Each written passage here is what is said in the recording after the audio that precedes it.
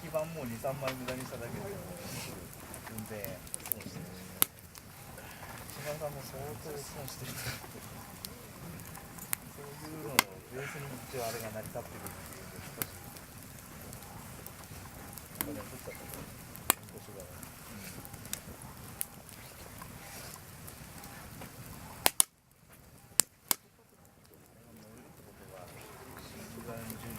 ジョークしたということで、17台、17台作ったことですね。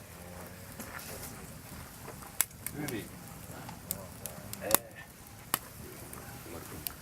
マルキが食べるかもしれない。成仏してもらってありがとう。ご覧になっちゃったけどね。あれはね、紫外線と一つでやったのが間違いだった。大丈夫。長野の食べれるから。甘いから。ドラギですよそれ。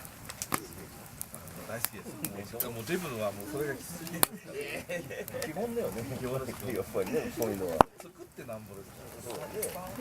してください。スタンドでもうデフォルト。もう寝るの？寝ないよ。肉まんま来てない。まだ来てないですね。肉まんここまで起きてるよ。ちょっと買い物したいって言ってたんで、なんかその辺をやってるんです。から作ってここを全部片付けた。じゃあそれ A 点から B 点参加しないんですか？何の話？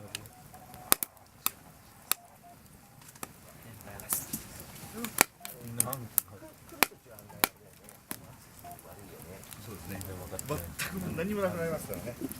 ガソリンスタンドの店、何にもなくなります。出てこなくなる。ガス満タンで走ってたなんてえらいこと。やっぱりね、一回ここまで来たら下で言い出しないで、一回ガス入れといた方がいいです。